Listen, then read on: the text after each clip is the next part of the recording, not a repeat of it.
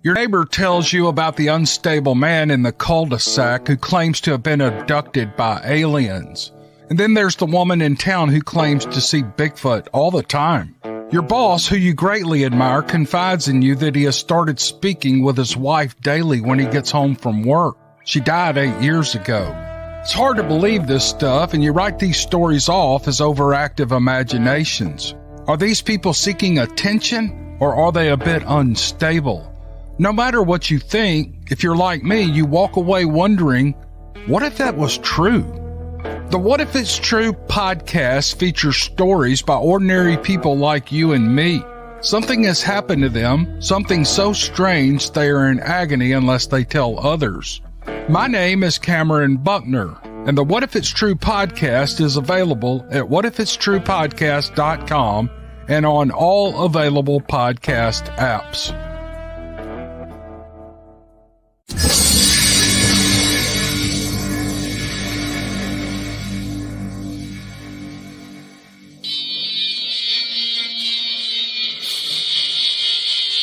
Welcome to Beast TV.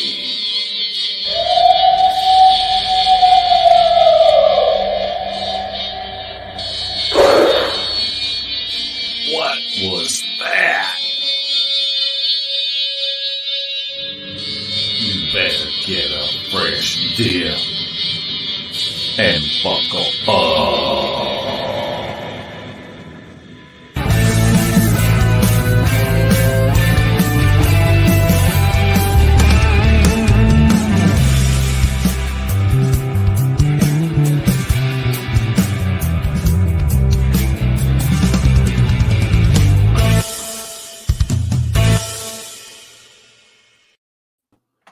Welcome to Beast TV.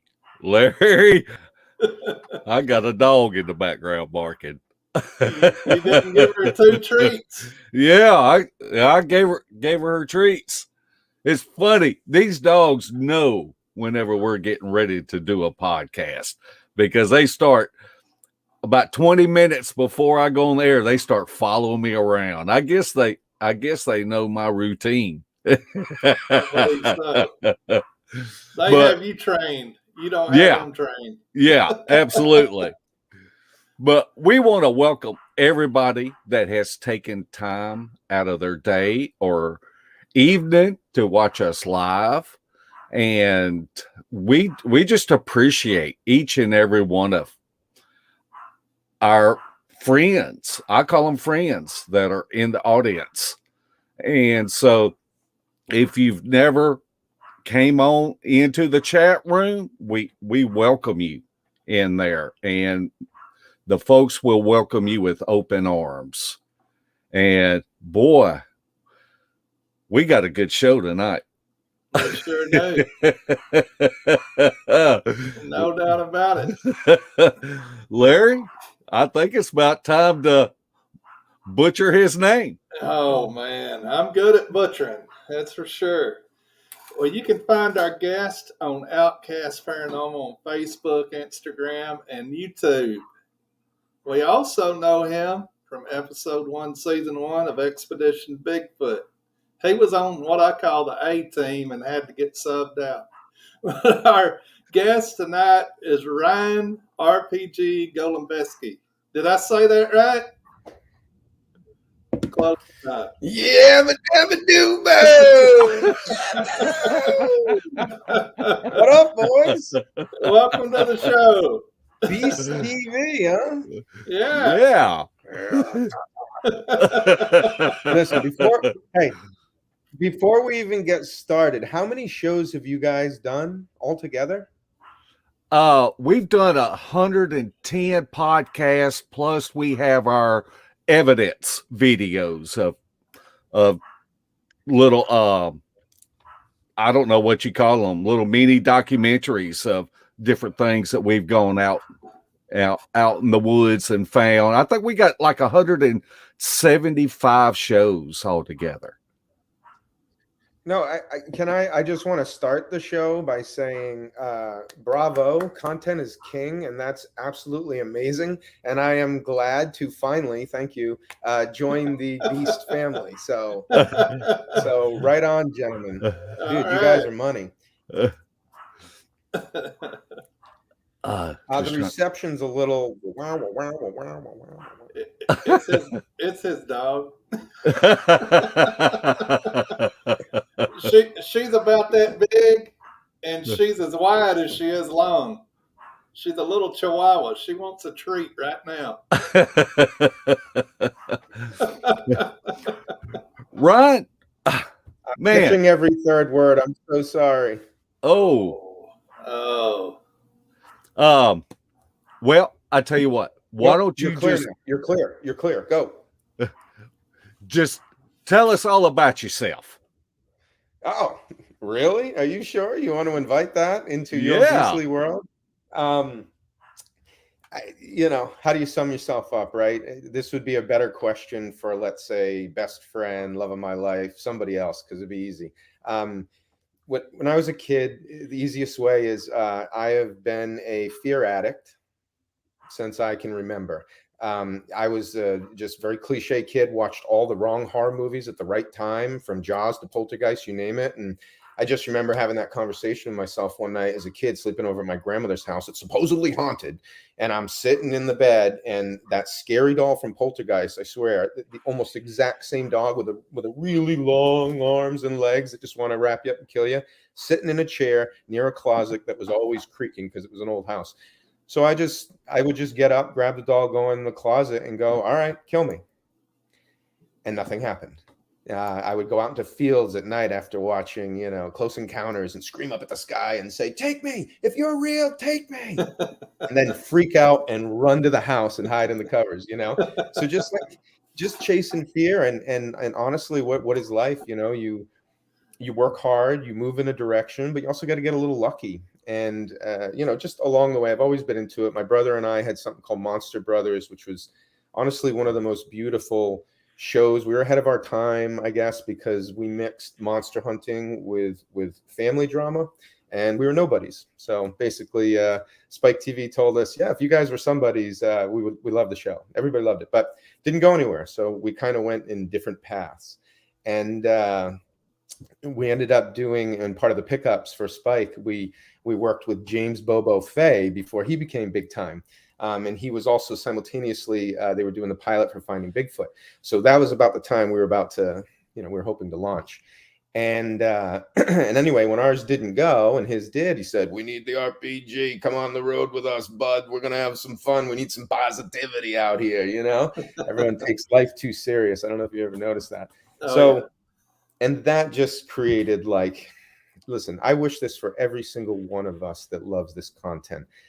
I got to go to grad school, essentially, finishing school for Bigfooting. We went to every cool place. We talked to all the best, people investigating, people having experiences. It was just beautiful. And to get paid to travel and spend pretty much most of your time in the woods and hanging out with a group of ridiculously talented artists in their own way, was spectacular. It was one of the best times of my life. I didn't want to let it go. It's magic, it's like living in Neverland, getting paid for it and chasing mythical monsters that the more you chase, the more you realize, holy shit, this is real, isn't it? And then you start to have experiences and it changes your, it just changes your perspective. But anyway, we did that for a while, and then that had built me up to a point where I could be on Expedition Bigfoot. I'd made it, man. I had achieved what, for those of us that like to be in front of the camera and talk, and it was the epitome, and then I died on TV. I failed horribly. I mean, it couldn't be more embarrassing, at the worst moment, right? I just become a family man, and I'm transitioning from being young and it's just all about me. It's going to be about me to this journey is about all of us, being on this podcast, about everything. It's really just about inspiring people to take that extra step farther, to go a little bit farther against their fears so that they have the experience, right? And we're all inspiring people like that all the time. So Anyway, it's all good. Maybe my death was for some good. I don't know, but it didn't kill me, you know. And all I learned again was like life's gonna hit you with some stuff, man, and it's gonna really, and it's gonna be your own stuff. It's gonna take you way down, but when you're surrounded by good people and you have real passion and you have something in your life that you're hunting for, you come back. And so now I'm working with a group called Outkast Paranormal. I just moved down with my family to Florida. I want to shout out to River, Sky, Poppy, Forest, Sunshine, Ruby, Sapphire, Madeline, and Madeline's mom's here as well. So shout out to her too. Shout out to my mom, because if I give a shout out to her mom and not my mom, then I'm gonna have to hear about that tomorrow. You know, grandmother's moms. But yeah, so we moved down to Florida and we're just doing great stuff. Like I'm already dead. I can't die again, right? So the craziest experiments, the things everyone says, whoa, I wouldn't go near that. That's crazy time. Not even if you paid me. Well, okay, let's go. Let's do it. Because there's a narrative we've built all of our reality on. And my current theory is everything you've ever been taught is a lie. And all that does for you is it gives you a chance to rebuild it with experience and replace all the cassette tapes or DVDs or whatever generation you are in your head with new experiences. And so the goal is to try all the scary stuff, because every time I climb in a closet with a scary doll, nothing happens. Nothing happens. Yeah. It's all in here. This is a big ass prison, boys. Anyway, so moved to Florida. Florida's amazing. And just when we got here, now I'm Mr. Squatch, Mr. I want the experience. I want, this is my life. It's great. We're out in the yard one day, and let me just set it up for you. The first hurricane of the season came through. Never supposed to hit the west side of Florida where we live. Literally, first storm. It's like Newport Richie, dead center. Like what does that mean? But what it was it was a gift. Because that storm had just come through and our land went from like a jungle desert, I guess you'd call it. Like we're right on the Coatee River. It's very beautiful, but dry, right? Well, someone should have told us, because the water came up. We live in the bayou now. We're in a bayou, and the whole thing just changed. And what does that do? It takes the game, it takes the animal life, and it forces them all out. So anyway, I won't get ahead of myself. So the land had changed. It became Squatch Eden. Right? Like overnight. We're like, oh my goodness. So, and at that same time during that day, there were people riding dirt bikes for like just long enough to be annoying. You're like, well, it's Florida. I could shoot them, I think, right? As long as they're within 5 miles of my property. And anyway, so I'm working over with my son, trying to put a garden in, which of course is a month late because I'm a dude and I take my time. And instead of helping me like he's supposed to, well, first of all, nobody was supposed to be helping me. I was supposed to have my own time. Okay. I didn't have my own time. So I had to look after a kid. She's with the other two. And he starts digging near where the septic overflowed twice when we bought this new house, dealing with septics. It's a fun thing. Don't buy a house. It's a trap. Like, money pit. Watch the movie, learn. So he's playing where all the poop is. He will only dig where the poop was. Only. Like, I put him anywhere in the yard. Here's a chainsaw. Run it. Have fun. No, I just want to poke and touch the ground here. So I start walking over with him a little pissed. And as I'm doing it, you see the trees start moving on the property. And we have like a family of... we have a family of deer that live here, and we've seen them run into the woods when we spook them or whatever, and it makes a lot of noise. Well, the branches are like, this, but I'm, how easy we get lost in our head. So I'm just pissed walking with the kid. Shouldn't even be watching this shit poker. And I look over at the woods and I see it moving and I hear the noise, but deers. And I start walking, and then she looks and she goes, "There's a man over there." I was like, "There's a man over there." Now, if you know that part of our land, it's you don't walk in there. There's snakes in there, like there's spiders like this big. Hello, how are you, banana spider? It's not where you want to go, right? There's no dude walking, and if there is a dude walking around in there, he's on some serious drugs, and I should at least get to know him and see if he needs medical help. So I start walking over, and she could just kind of, I guess, tell on my face. I'm like, I go from goofy me to like, it's time to get serious. And, Batman's walking over there now. Oh my God, if this is what I think it is, I'm literally, you're shaking, you're so kind of excited, but no, it can't be. So she goes, "Yeah, I think he rode off on one of those dirt bikes." And I go, "Do you hear the bike?" Now, what was neat was, and we argue about this, because I say it was almost like right when the bike stopped. And it must have been using it like we know animals do. They hide in the sound of other sounds. And it stopped and it got caught. And then she saw it and it froze and it took off. And what's funny is it took off so fast that she thought it was on a motorcycle. It had to have been. That right there, clue, right? And the motion. What do people say when they've seen squatches, especially when they're just kind of taken off? It looks like they're riding a damn bike. Another clue, but no, Ryan, it can't be real. It can't be real. You know, like, it can't be real. This couldn't have happened. And why her? Like, why not me, right?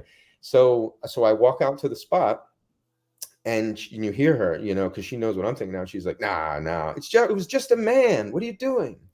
And I go over, and there's a tree there, okay? And there's this branch.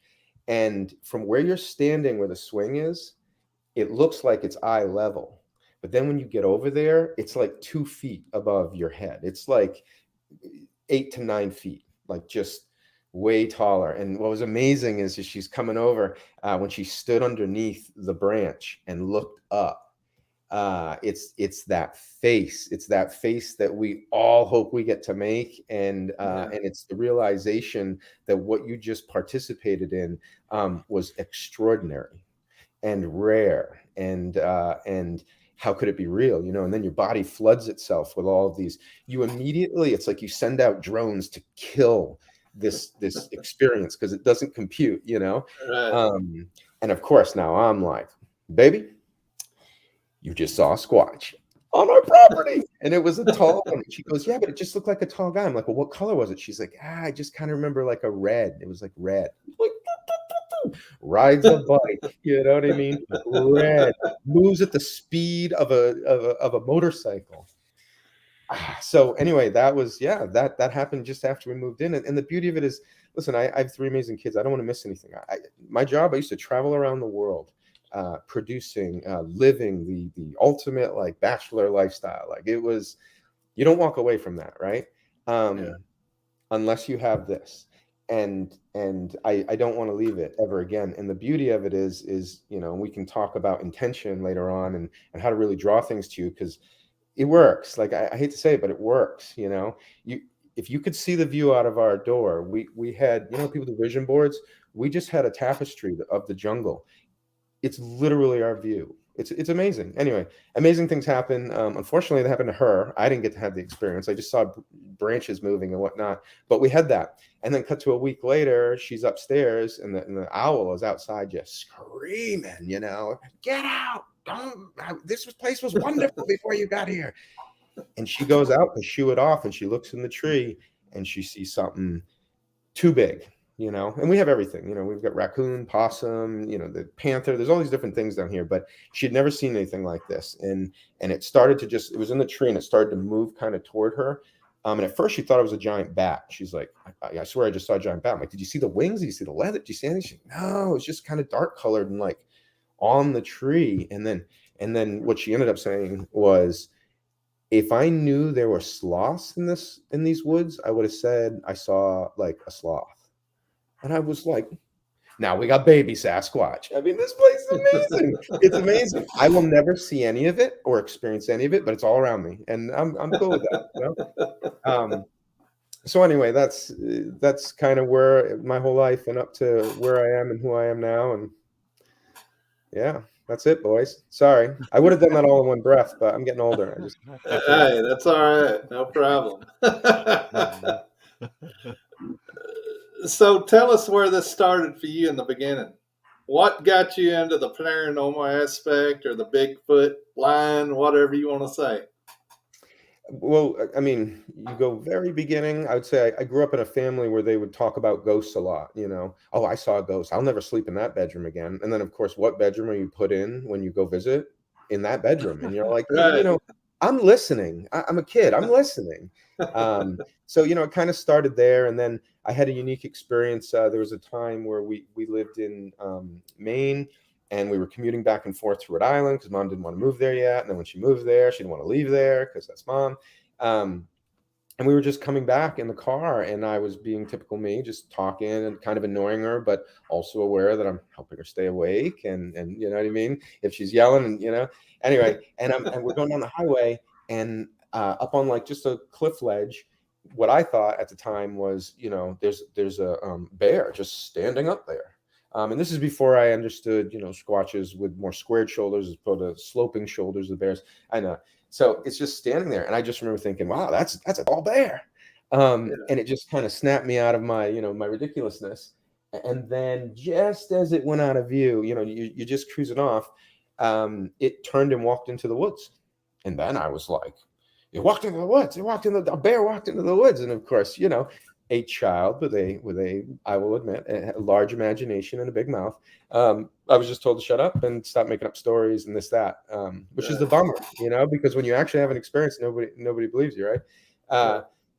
And that got me spurred. And then my mom was a librarian, so eventually she brought a book, that Time Life series that had Bigfoot in it, and it had like all these unknown monsters. And that really, like I said, I guess I grew up being triggered a little with like fearful things, going to that one, my grandmother's house, which is supposedly still haunted. I've never had an experience there, but supposedly. And I just have run with it ever since, it just kind of grew and grew and grew. I mean, do you guys enjoy it when you go into the woods and you go off and you're like, oh my God, this could be the day? Like, it's a rush, right? Definitely. Yeah.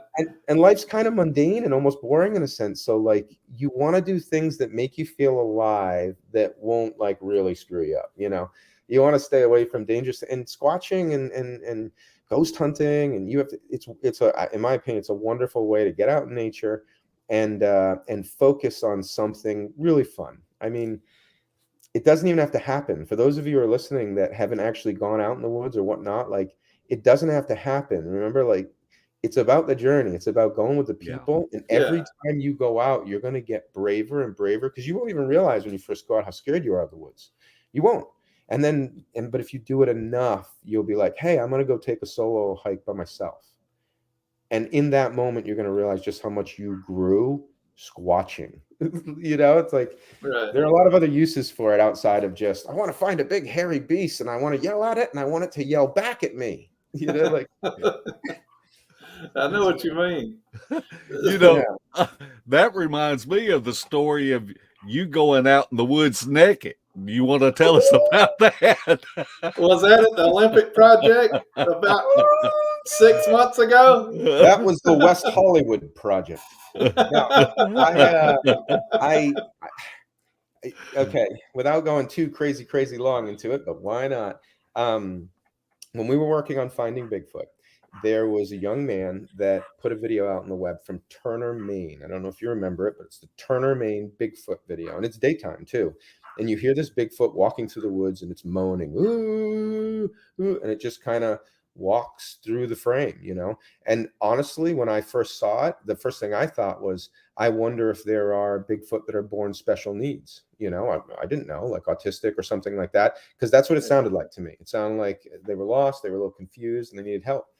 But anyway, he took that video, he put it on the web, and what happened? He went to school and he got picked on horribly.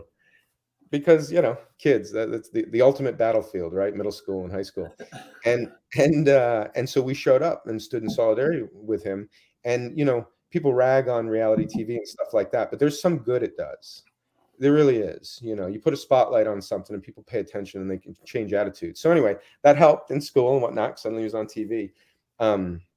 But that place was where we had this huge experience. They went out at night, and how do I explain this evening? It was the darkest. Imagine the clouds, okay, had fallen from the sky and were pressing against the earth. So you're in the clouds. Now on top of that, there's fog and mist. It's just, I don't know, man. I've been in the woods a lot at night. I've never been in the woods this dark and this unseeable. I'm talking like visibility here. So our team had to go out though, because people think people on reality TV don't do crap. And you know what? We do some hardcore stuff like that we probably shouldn't have, just so you know. And one of them is going around at night. And it's not even like falling off cliffs or something like that. It's like random tree branch that you just don't see because you're tired. Because you've been hiking for 5 hours that just catches you, Anyway, long story short, they go out. They come back in 2, 3 in the morning, tired, exhausted, and whatnot. And when they come back, I go out, right? Because I'm thinking, okay, if they're here, which the video says they're here and they're walking around, we're the most interesting and exciting thing that's happening in these woods. It's literally like a bumbling circus comes into your town, and kind of stumbles through. We stink, we smell, our thoughts are crazy. I don't know. I would be highly amused if I was a sentient being living in the woods, And And so my theory was they would follow you all the way back, because now, just from a predatorial viewpoint or an animal, they're known to push you to the end of their property. So if they don't have to push you, which they don't, they're still going to follow you, see what's going on. So anyway, they push them out. I come in, and I had 2 apples, and I remember I threw one apple this way, and it literally hit a tree like 2 feet to me. It was that dark, and I'm like, ugh. And I'm thinking in my head, if there's something out there and it saw me do that, it's like, oh, this idiot. Like, I'm gonna talk to this idiot, right? And that's all I'd like to do, man. I'd love to be a bridge or a gap between our cultures, and I know they don't need shit from us, and that's just crazy, but it's fun to pursue. It's a neat dream. So anyway, I took the other apple and I throw it down, and what it is it's like an old logging road, right? And when it got to the end, it got so wet and so deep that it was like 2 feet deep or whatever. So I throw this apple, and now remember, this is 2, 3 in the morning. It's dead quiet. You can hear a little murmuring from the base camp, little maybe. And this apple lands in water. Kaploosh. Now, once again, I'm big bad. I'm a squatcher. I do this professionally. The second it hit the water, I was like, would you effing relax, right? And this is what I mean about fear, and like repetition is key to learning, and it's really just key to being cool. You can be cool in situations where for other people with less, it's like, what the hell? So anyway, hits the water, and now this is no lie, man, no lie. And we went to a lot of places, and it took a while. It took a little while to have experiences. At 3 in the morning on the darkest, craziest night I've ever been in the woods, that apple hit the water, and no sooner did it hit the water, something walks out of the tree line, kaploosh, kaploosh, picks the apple up, and yes, all these sound effects will be available on Apple Music. And then it walks back into the tree line. Okay. When the apple hit the tree, I was embarrassed. When the apple hit the water, I shit my pants.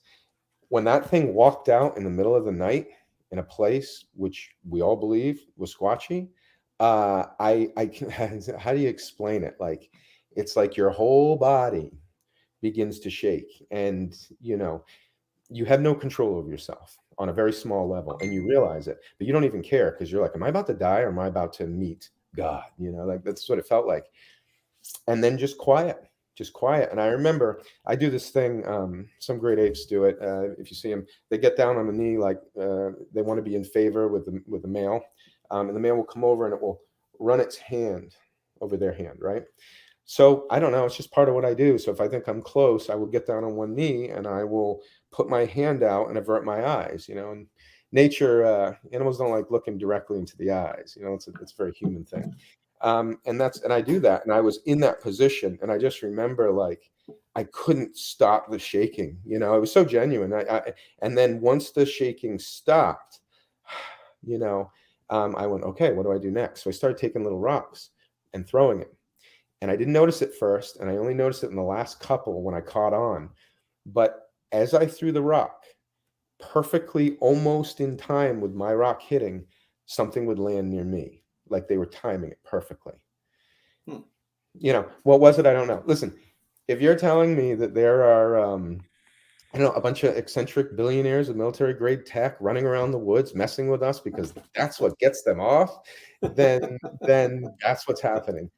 If not, something walked out, and I'm telling you, visibility. Like I wish we had the night vision goggles, or I'd look through them, because you couldn't see anything. Too much moisture in there. Even if you try to look through them, it would just be so.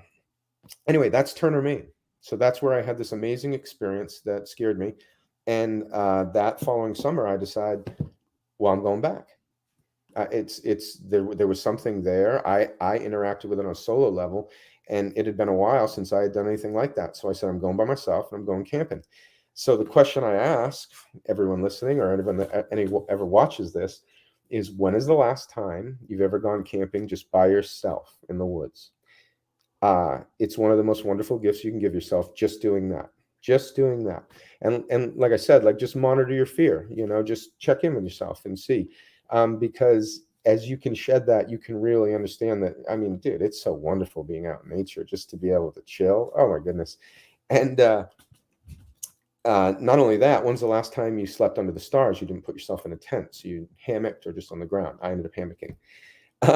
So I hike about, I don't know, 2 to 4 miles. It's something like that. It was hill, hill, hill, you know, and I'm thinking, should I be going this far? You know, like this is, you know, but hey, I work in TV, you know, like I've got lots of experiences. I've traveled, I've done this. It's so funny how like I charge in, like I know, you know, and you don't know. And anyway, I found a place and it was beautiful. It was kind of up on a hill.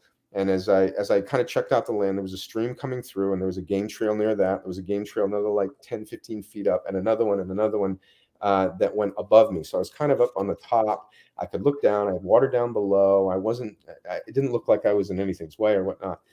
And I go to bed that night, right? Well, I'm sitting there, okay? And I am sitting with this I don't even know what kind of plant it was, but it was just in front of me and the light was dying and it was starting to get much darker, and I'm practicing shadow dancing. Okay, this is a thing that how do I explain this? I was reading at that point, I was all into all these books about animal tracking and animal mastery and just being what I believe squatches are in the woods, just masters of the elements, right?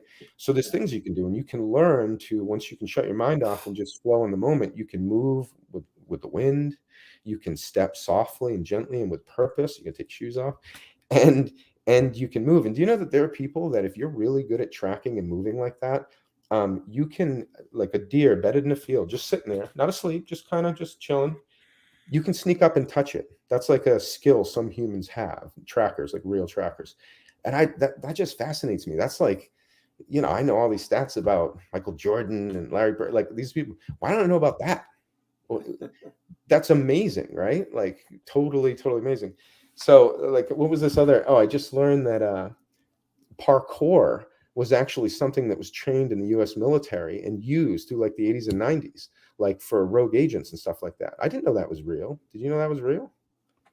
No. I thought that was something some French dude made up and was just like, hey, boy, I'm gonna run the roof, you know.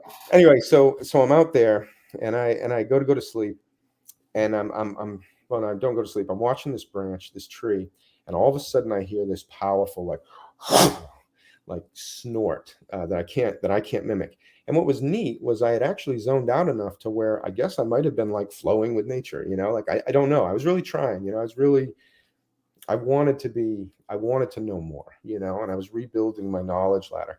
And so and it snorts, and I all of a sudden realized, because I've heard it before, luckily, but it was a deer, and it had to have been huge because like I could just, its breaths, like it was off to this side. Who knows how, it was dark, right? Like I couldn't see it, but I could feel its power. And maybe it's because I was more in tune with things. I don't know. And then I just remember thinking, I'm going to die. Oh my God. I'm 4 miles from the middle of nowhere. Nobody really knows where I am. What the heck am I doing? And you know what this giant animal that could have completely just marched through me did? I heard it do one more, and I just call it a disappointed snort. And then it just turned, and it went down to that next game trail, and it walked off. And I just remember going, oh my God, that's the last time I shadow dance. You know what I mean? Like,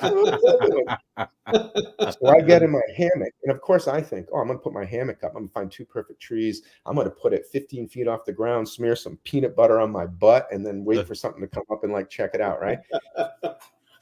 Dude, I struggled. Of course, by the time I got there, I had like 20 minutes to put it up. Couldn't find the right trees. By the time I do, I set it up, slide down, slide down, slide down. So I'm basically a burrito, just this high off the ground, just laying there. Okay.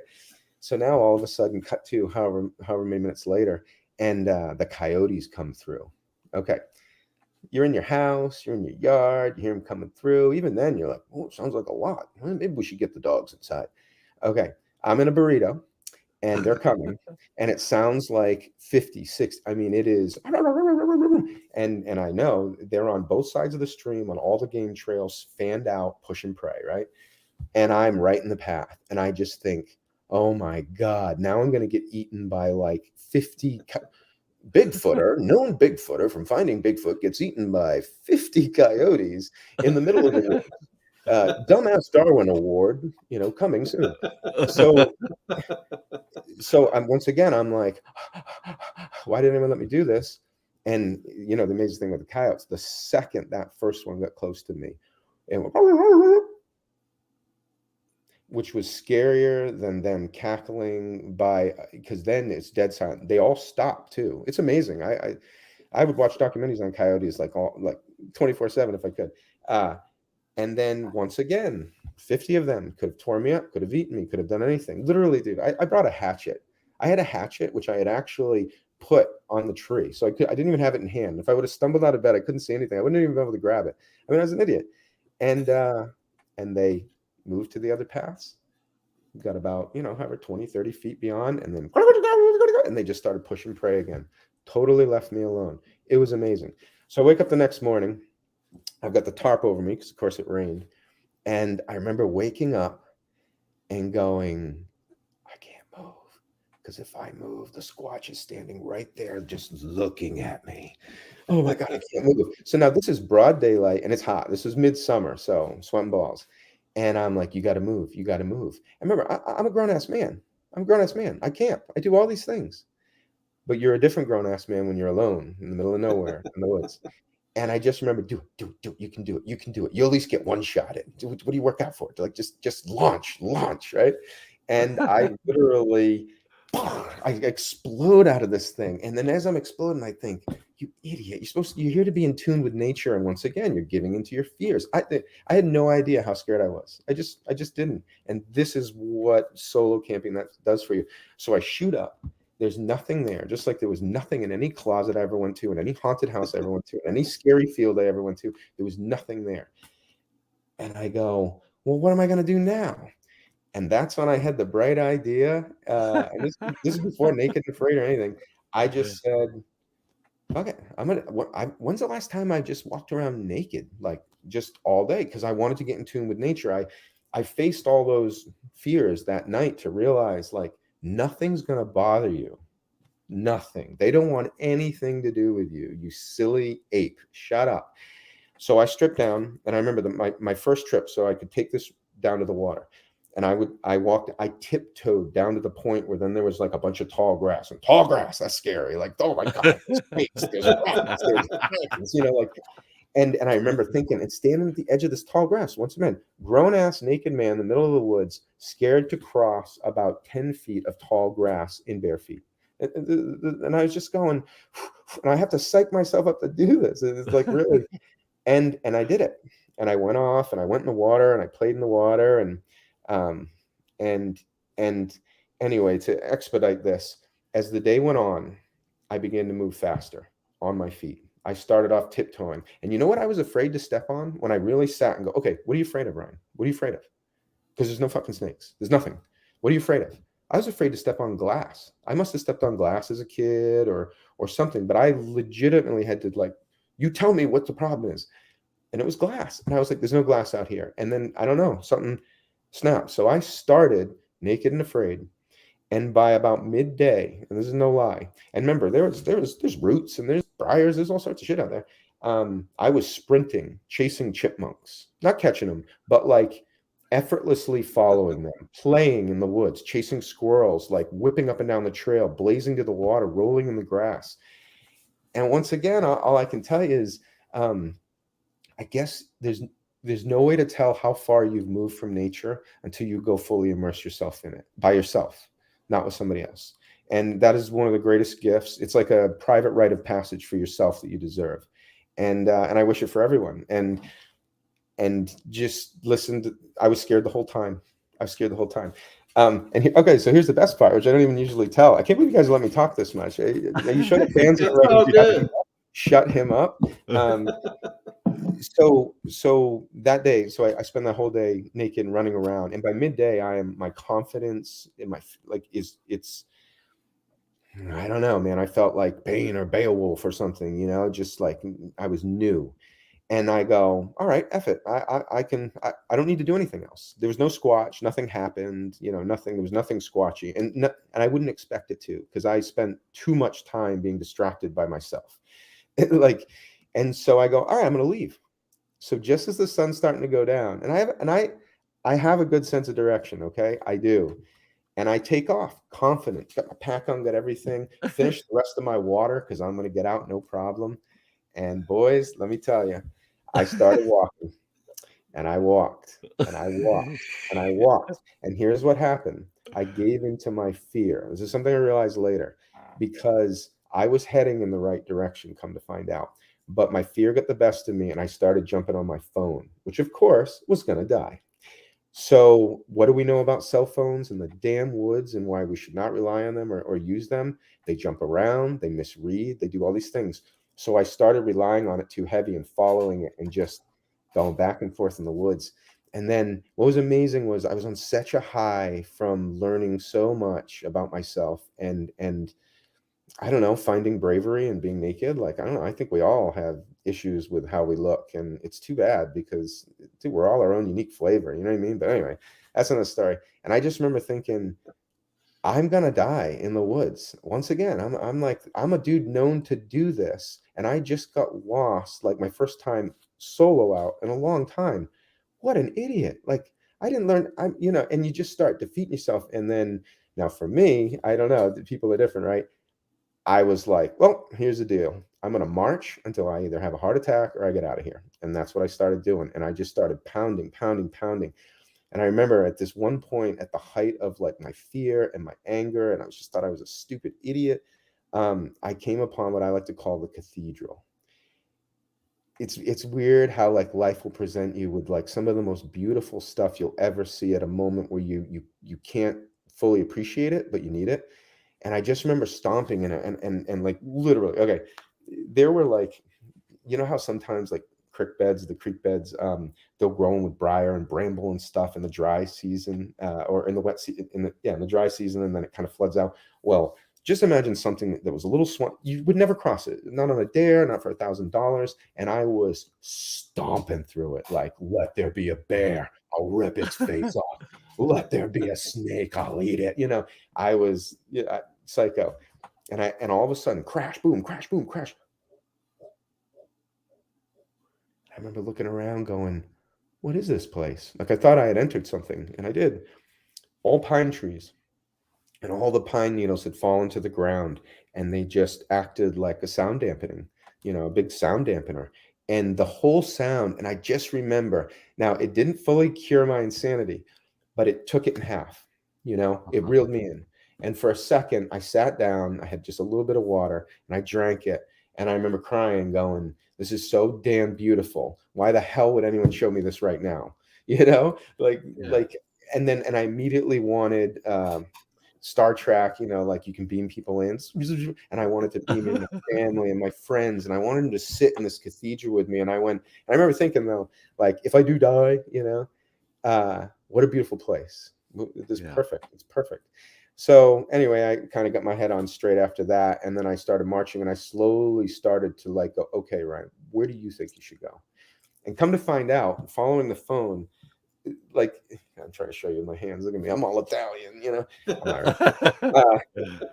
I basically had been walking back and forth, and the wall was like, a football field away. And I had just been going up and down like this because the phone kept messing with me. And I finally just cut through. And I remember when I was walking, and I was like, okay. And I look, and I saw that there was a field there. And listen, I'm not saying go get lost because it's scary as hell. But when you find your way out, you just won the lottery. Like, winning the lottery is going to be the best feeling in the world. No, dude, I ran into that field, and I was Sound of Music. Just like dancing, picking my heels up, like everything. Oh man, it was so awesome.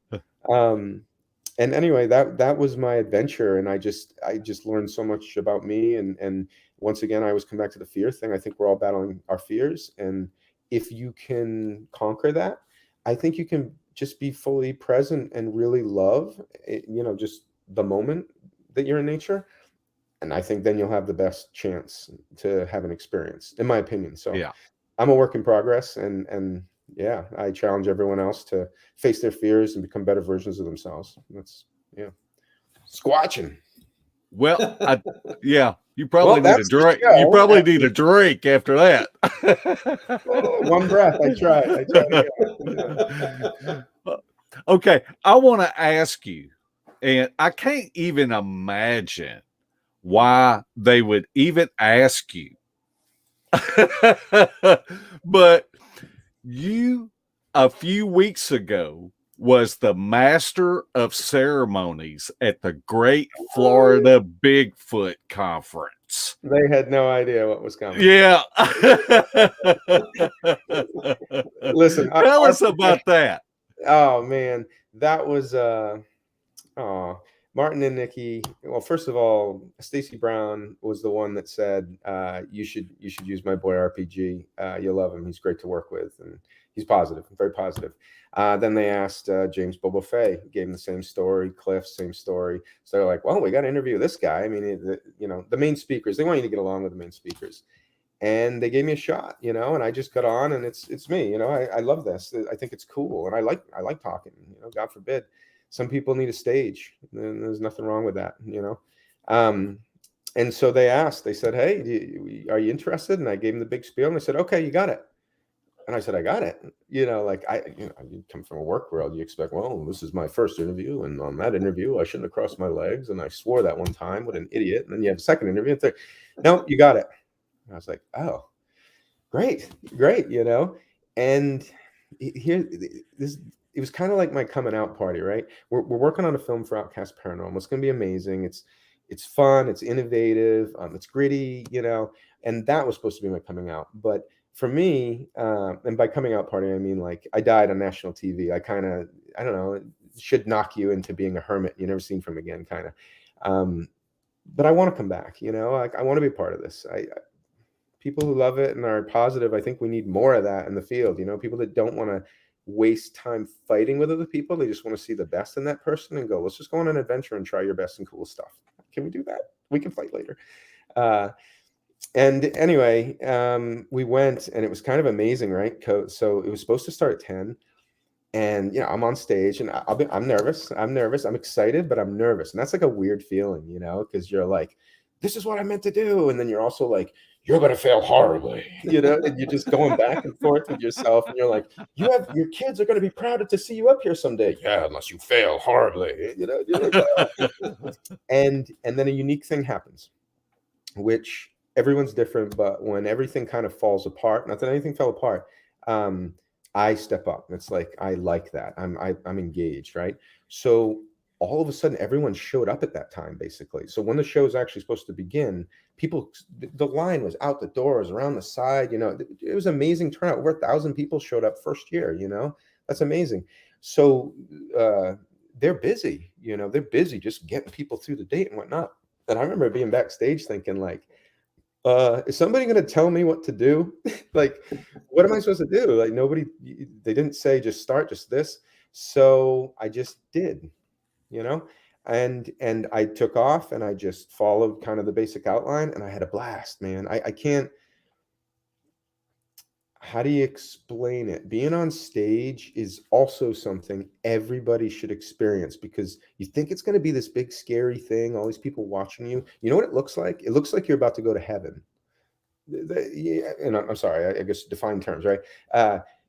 Just bright light. It's just bright lights, and you just hear laughter and a little murmur and stuff. It's literally like you're in another world when you're on a stage. It was really amazing. And I just remember like settling into it. The first 30 seconds of anything I do, I'm scared to death. That never changed my whole life, and I don't know if it ever will. But after that, I'm like, oh, I love this. Like, why to get that? And so it just went great. There was a time when Bobo was busy. He couldn't come out. So I had like 35 extra minutes. And guess what? I did some talking, and I told stories, and it was just wonderful. In my opinion, it's like having another speaker who could speak the whole time. If you give me 8 hours, I'll just talk. So I can fill time really wonderfully. And I'm upbeat, like I think it's fun and exciting. And I think having events like that creates places for people to go where, all right, think of our folk, right? In the normal world, where it's more like, oh, you're into Bigfoot, like, oh, and we get a lot of that. And we get a lot of, I guess, shame's a real powerful thing right now. People love throwing that around. But when you come to these events, you're surrounded by love. Like, you can literally, whoever you look at in the audience, they're like, hey, want to go into the middle of the deepest, darkest woods and, bang some trees? They're like, of course. Like, where else are you going to find that, right? And And it's wonderful. And that's what Finding Bigfoot did. One of the big things I liked about it is it created a forum for people to come and, share their experiences and do it in a loving place. And everybody deserves that. I don't care what you believe in, you deserve a place to go and just enjoy it, just enjoy it. Enjoy being around that energy. It's wonderful. And the show was a big success. Well, I think it was a big success. First year, sold out, sold more than they expected. Great comments. People had a really good time. If anything, they wanted more vendors, more food, which are things you can expand upon and make better the next year, which, by the way, it's coming up in January, end of January this year. Fingers and toes crossed, unless a second COVID storm or whatever comes through.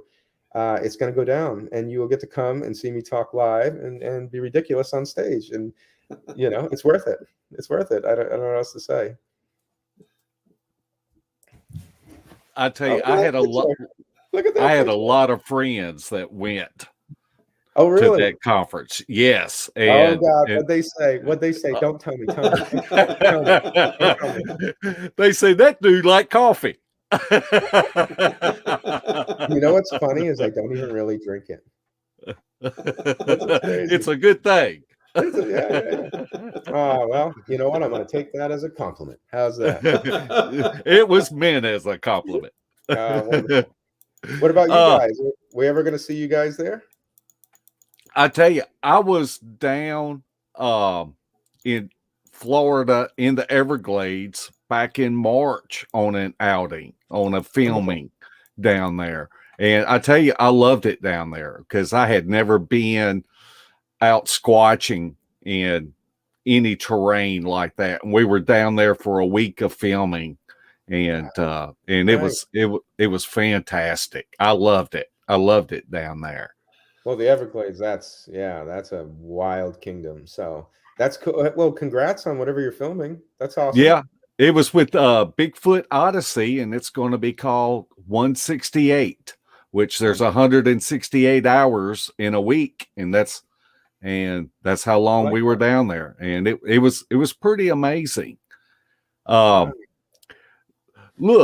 you're wearing a necklace, and I think if I heard right, it took you 2 years to get that necklace. Tell us about that necklace. That's because James Bobo Fay is a stubborn shit. And I said it live, and I said it loud, and I said it true. Listen, you're going to see a lot of knickknacks and paddywhacks, when you go around, you go to conferences. When you find a Sasquatch carved out of abalone, I don't know any of us that wouldn't go, I want that. And so the second I saw it, I said, listen, this is, I don't wear much jewelry. But I have to own that. Like, that is one of the most beautiful things I've ever seen. Yeah. And he would have like 10, 20 of them. Like, this is how I know I'm a good person. I could have stolen one anytime. He would have never known. I could have even probably wore it in front of him and been like, look familiar. He'd be like, shut up, that's fake. And he proceeded to give them out to everybody we worked with as a gift. Dude, listen, James Bobo Fay is like the big brother I always wanted. Okay, he's a truly wonderful human being, and if people knew him, like they should do a movie just about him. I mean, he's epic. He's like the dude that fell from Olympus and was like, whoa, that was a high fall. Just gifted athletically, super smart, super witty, and like I said, BFG, like giant heart, just massive. Anyway, what the hell? I just went on a rant. And how did that relate to Bobo? The necklace. Oh yeah. Thanks. So finally, after a while, he finally looks at me and goes, and this is almost 2 years. He goes, "You're never going to give up, are you?"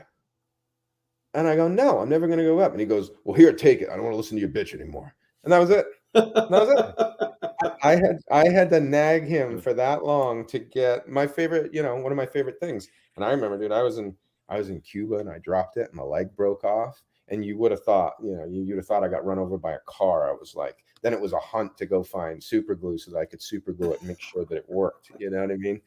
Anyway, yeah, It's wonderful. It's a testament to our friendship, and I think it's one of the most beautiful pieces of Bigfoot paraphernalia you can buy or have or own or anything. Yeah. Yeah. That's a Oh, and that's this one is this is my mom's. Like for all the people that want to travel but are afraid, it's like a little scary to travel, or I could never do it by myself, or this or that. Go. And this represents like the brave part of my mom when she would travel. And I hope that she does it again. And when she starts doing it again solo, she can have it back. Until then, it's mine. Yeah. I'm her favorite son. It's fine. I'm her favorite son. It's fine. Yeah. Larry, So- you have any questions? I've got a bunch of them. Oh, no. We're out of time. No, I'm kidding. Now, I know you traveled abroad. What was your favorite place to go, and what was your favorite subject to look for?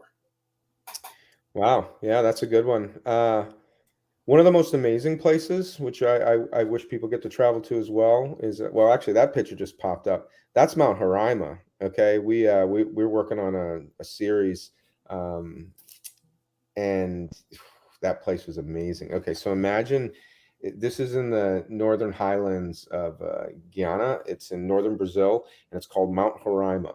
Some people believe it is an entrance to another world. It was once a great tree, but it's a giant tabletop mountain.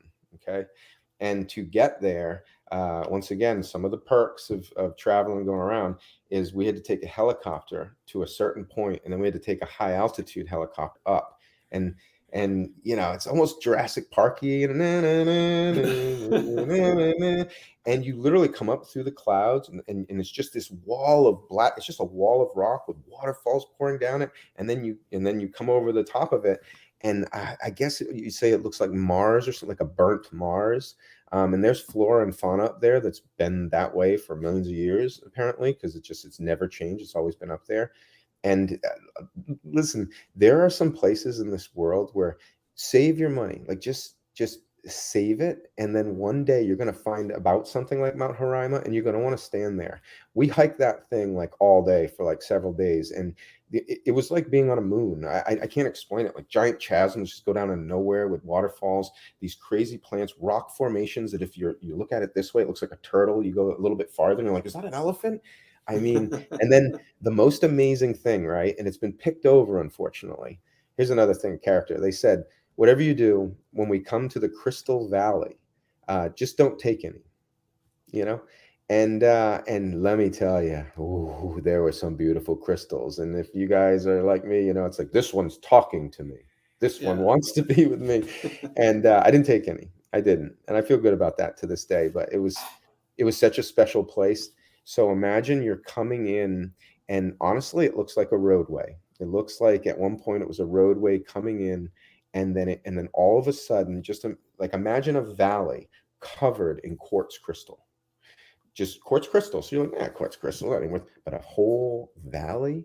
And then at noon, when the sun comes over at the top of the head, and you're an explorer or just a dude like me in the Bigfoot, and then the world lights up like it's shimmering. It's literally just spectacular, like what the journey to get there, the being there.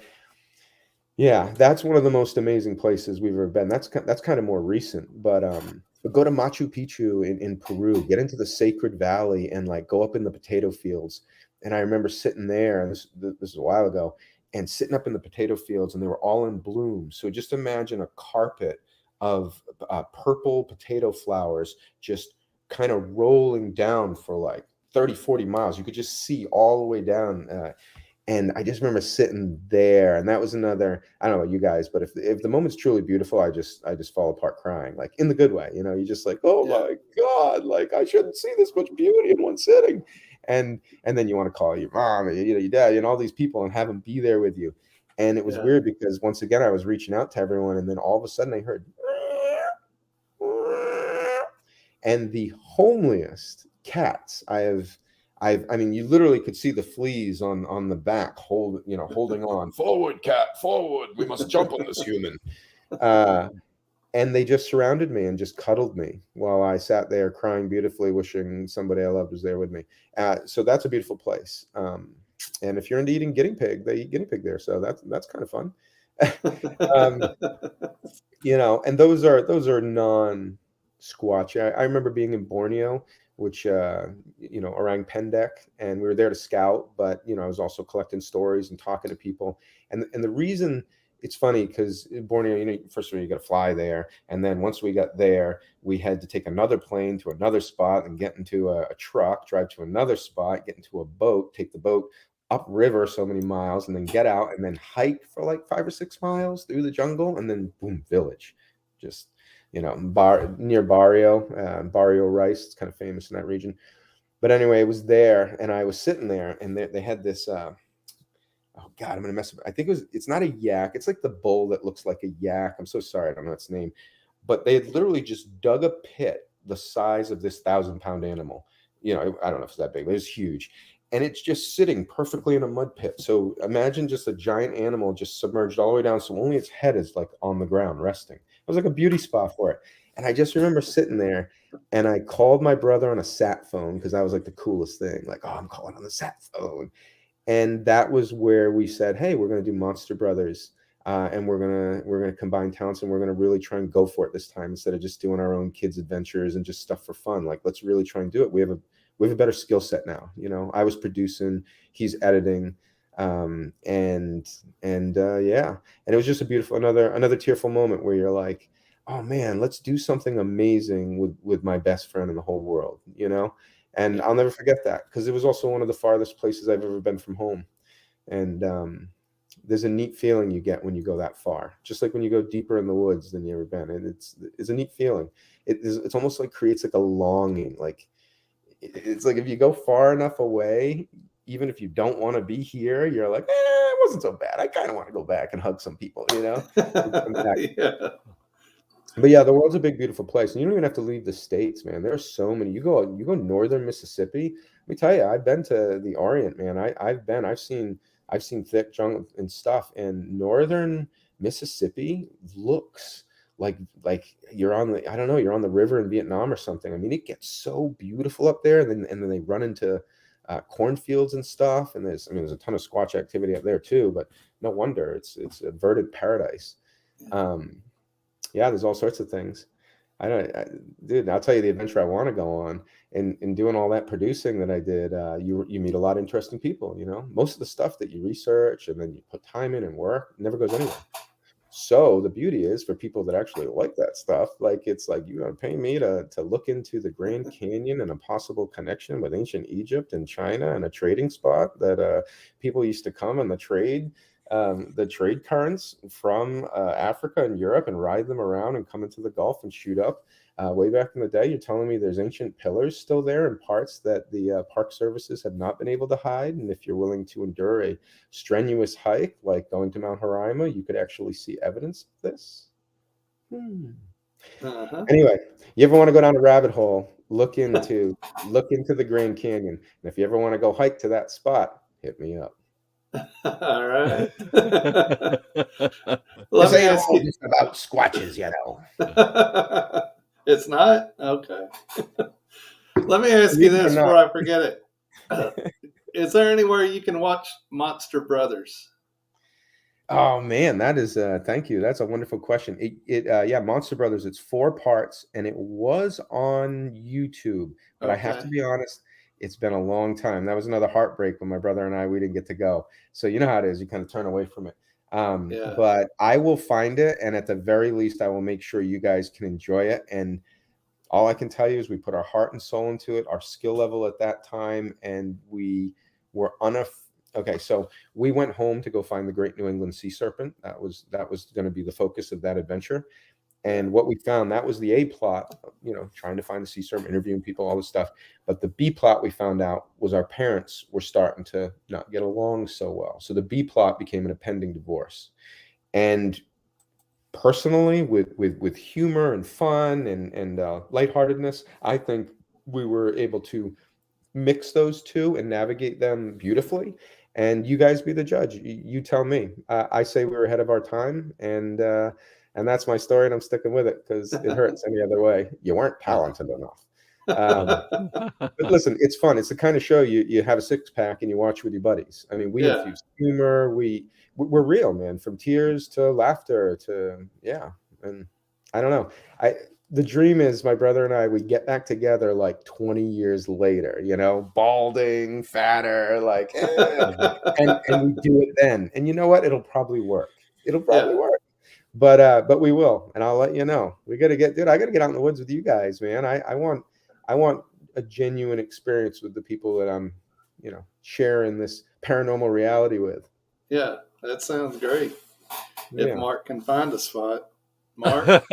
Well, Ron, our main research area is in Tennessee, at Land Between the Lakes, where a lot of people know that as the Beast of LBL, and we've actually done a live podcast before from where supposedly the family was killed at by the dog men, and so it's there's that place there could be made into a movie, no doubt. Yeah. Well, what are you guys doing? Do you want to branch out into more stuff? You want to do films too? Come on. You got the beards for it. Let's go. Larry's a little bit hold late. the camera. You'll hold the camera and pronounce everybody's names. That's right. Well, it would fail then.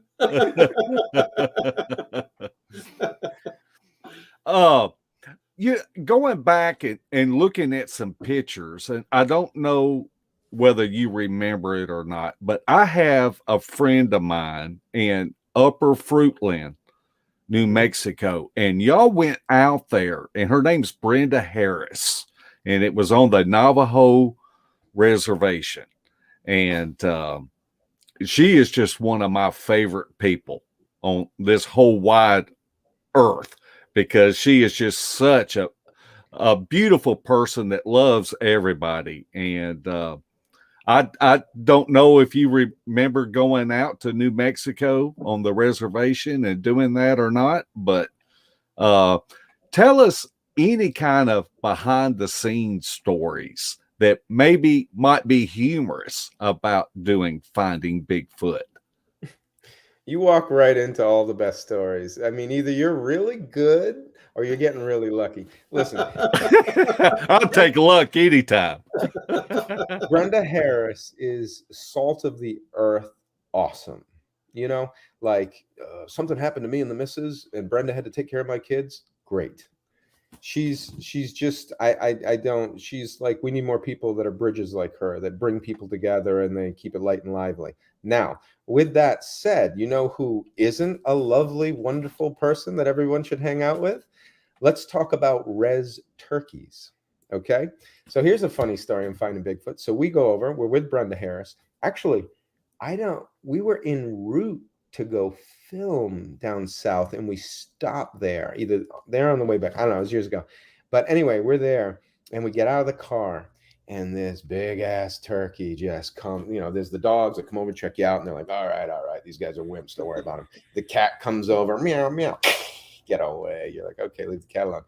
And the turkey just wouldn't leave us alone. And it kind of left everyone else alone, but Bobo and I, and it just kept attacking us. And I actually have this picture of he actually had to get into like you could almost hear the bell. All right, ladies and gentlemen, ding, ding, ding, ding, round one, Res Turkey versus James Bobo Fay. And Bobo was like, get away, get away, get away. But it kept hitting him on the back, cut his back with his leg up and everything. And I just remember there was this moment where they finally headed out. And I actually have a shot of it right before it happened. And that thing came up to get him, and he gave it a big kick in the chest, and it kind of fell back and was like, all right, well, just know you're a jerk and you're not welcome here. And then it just kind of turned and looked at me and followed me for the rest of that damn day. And it was the meanest turkey. It was the meanest turkey I've ever been around. But I remember that moment of those two squaring off. And I remember it looked like a video game, like Street Fighter, the video game, except you got a Bigfooter versus a giant turkey.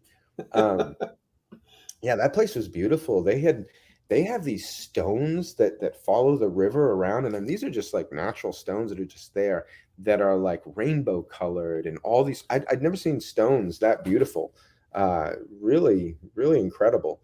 And plus, right where the river comes through, there's all these thickets on each side, which Brenda was like, well, that's, in some of our opinions, okay, rivers, especially well-flowing ones, or when they are flowing, are amazing freeways for squatches. They want to get to and fro. You just hop in the river at night, float down on your back, stop here and there, pick some animals off from the shore, whatever you want, stay in these thickets as they go. And that's what Brenda was monitoring. We actually went to some cool spots over there. We lost a drone, go figure, because that happens all the time, especially early day of drones.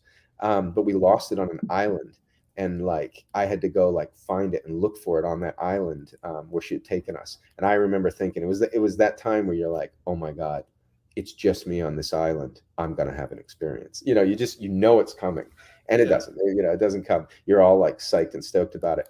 But I don't remember us having activity in that particular area. But it was super squatchy, and Brenda and her team they were awesome. Just doors open, and are you hungry? And yeah, just, I don't know, good people. It's nice when you go places where they welcome you like family, and she definitely does that. Yeah. Tell us a little bit about Stacy Brown and working with Stacy, because I could just see y'all two together. Oh, dude, that's funny.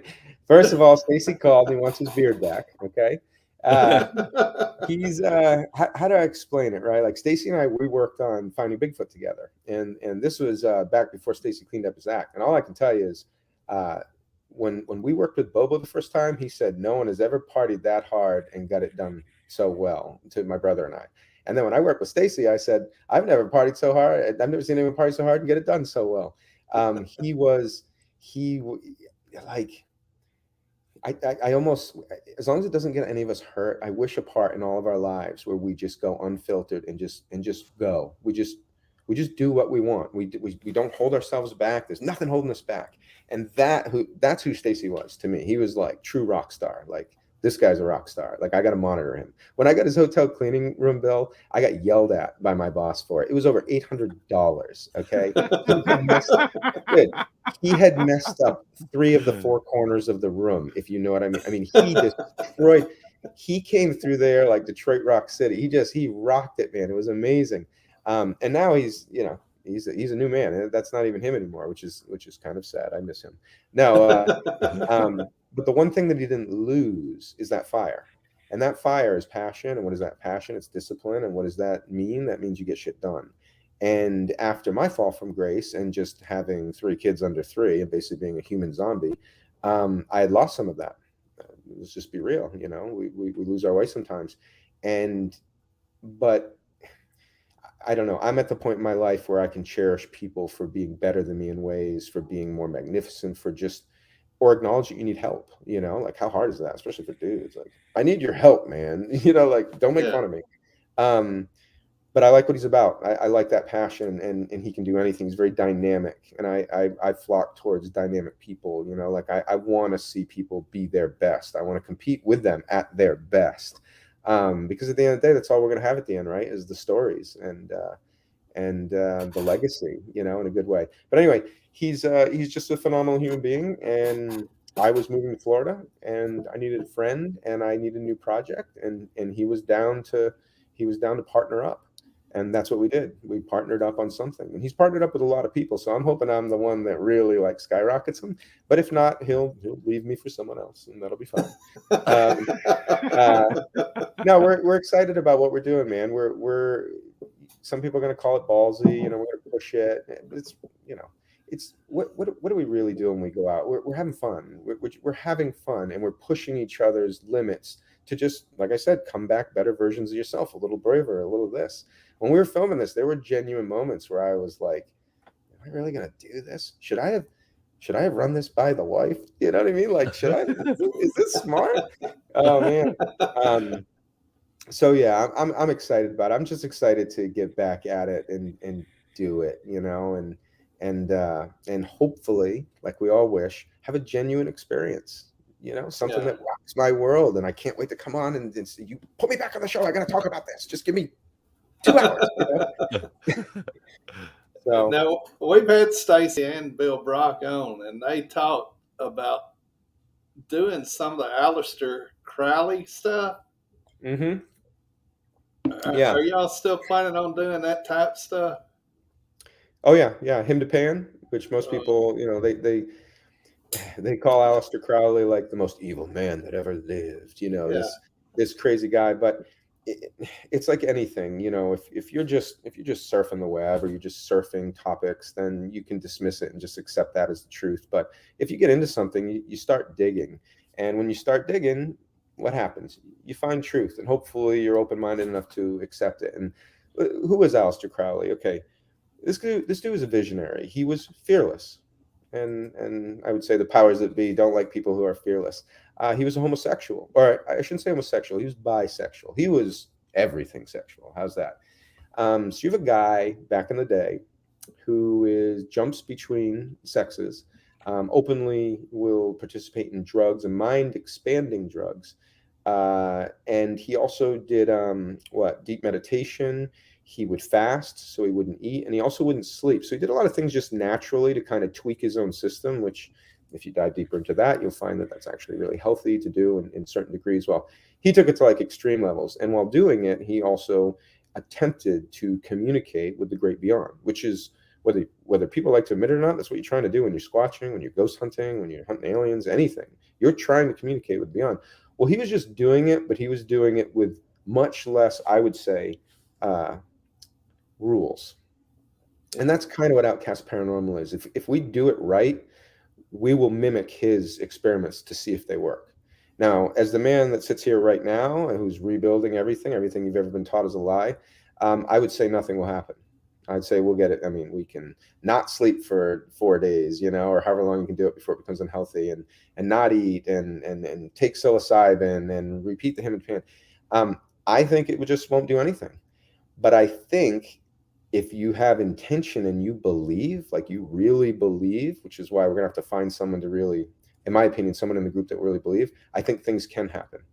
I think the human mind is a lot more powerful than people know. And like the C5 experiments that they've started to do with meditation and what's his name, Greer, there's one of two things that's happening that they're doing. They are combining their focus to draw in alien life or whatever it is, whatever you want to call it, or they're manifesting it. And until we have proof, who knows, And at this moment, I almost lean more towards we are actually way more powerful than we know, and we could be manifesting a lot of crap. Yeah. What's that word too? The pareidolia, the one where you see what you want to see in the clouds. Pareidolia? Yeah. I can never pronounce that. Did you just pronounce that correctly? Who was that? I can't see. That had to be Mark. That was Larry. Yeah. You get one occasionally, Yeah. Even a dog get lucky. So yeah, we're gonna experiment with all that. What's the good in that? Let's look at it. It's controversial, right? And that will get people talking. We'll get a lot of haters, and we'll also get a lot of people going, yeah, because we're also also experimenting as like neuronauts. So we're using hallucinogenics as well to expand the mind on certain trips and certain journeys. No pun intended there. But we're using it on more of a micro level. We're not going out there to get tripping out of our mind. We're going there to heighten ourselves enough to see if that works. And there are lots of different ways to prepare and to attempt to make contact. In my professional opinion, slandering or discounting or just refusing to try some, especially if people are saying that one works, don't do it, is a fear-based model that you're operating from. And hopefully we can inspire people to break away from that. Or at the very least, if we're the dumbasses that get hurt doing it, then nobody else will ever get hurt.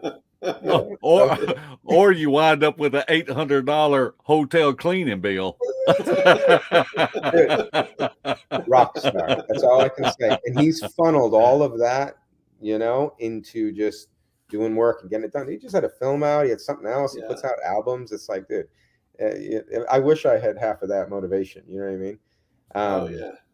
But yeah, it's all good things. Hopefully, honestly, we stumble upon some things. I really hope we make contact, or these extreme experiments, or they actually work and whatnot. But hopefully we become like the source for that. We see kind of all of us who aren't mainstream as outcasts. We are, because we're just as passionate as everyone else. And honestly, there are more people like yourselves that are way more qualified to do stuff that people do on TV than anyone else. You're more deserving. Like, dude, how many episodes have you guys done? You're pro. You're seasoned pros. So anyway, we're all outcasts, and Checks in the mail. Listen, I'll do you. You want me to be your hype man? I'll be your hype man. I'll be a little I'll talk Beast TV all day, son. We'll get the fucks. Yeah. So have y'all began any of the experiments? Have y'all done anything yet at this point, or? Yeah. We did the first film, and we're cutting it right now. I was actually cutting it today. We're going through it, Stacy and I, and yeah, we're coming up with a unique format. I guess I don't want to give too much away, even though I'm all about open source and sharing and stuff. But yeah, it'll have I come from a reality TV background, and we're going to mix documentary filmmaking with TV. Nothing like, it's going to blow your mind. No one's ever seen it. It's in reverse but forward. It's not like that. But the way that it's put together, because modern audiences, okay, why does everyone need to go sit in the damn woods, shut their phone off, and just disconnect? Because nobody has the patience or time to listen for more than 2 seconds. You know what I mean? Right. Like, it's got to be quick. And when we go on these investigations, what mostly happens is nothing. Yeah. That's mostly, but that's the point. You have to put the time in to be in the right place at the right time and hope that happens. So because of that, we have to figure out how to deal with all that space and basically remove a lot of it, because we don't want to be like every other video. There's some people doing really great work, especially on the indie level with films. And we don't want to mimic that. We're not trying to mimic the docu-series, that's there are people doing that wonderful, and we're happy for them. We want to be a little more gritty, edgy, I dare say jackass, but don't think just the comedy and the stupidness. Think of the balls on those guys, and what they did to entertain. And we're doing the same, but to hopefully enlighten. And we're starting with ourselves, like if we can build ourselves up and have these, then maybe we can share them and get other people involved, smarter people that, flip the pyramid upside down, right? And if we all work together, if all the disciplines came together and we used our ideas, where could we be? And that's kind of what we're hoping to attract, is other people like yourselves out there that are like, hey, you know what I tried last week in the woods and it worked? And you're like, what? And you're like, well, cotton candy earrings. And you're like, what? But no, I love cotton candy earrings. And all of a sudden you're having a Scotch experience. But how do we know? So my advice really to most people, not that anyone asked, and that's why I probably shouldn't give it, but I know, is go out into the woods and play. Go play. Go have the best time you can with the person you love, with the people you love, with your hobby. Take your guitar out, sing to the wood. Like, just, I don't know, just try to be in the moment. Yes. Because if you talk to a lot of people who've had Squatch experiences, they tend to, like, they were in the moment of something when it happened. You know what I mean? Like driving, and they're or they're talking to someone on the phone, or they're always in the moment. And if you can just hang perfectly in the moment, I think that's one of the tricks, I don't know. I think. Yeah. Yeah. Oh, supernatural Bigfoot. I'm sorry, I get distracted by the pictures all of a sudden. Oh, it's the old crew, man. The old crew. Almost looks like the Scooby band. Yeah, it was the Scooby. Dude, that's Greg and Dana Newkirk, man. They're wonderful human beings and superstars. They deserve everything they're doing. Nobody works harder than those two. It's really cool, and they have a unique flavor. Our flavor will be nothing like their flavor. They have a unique flavor, and I wish them the absolute best. Like, once again, salt of the earth, sweethearts. Yeah, deserve it.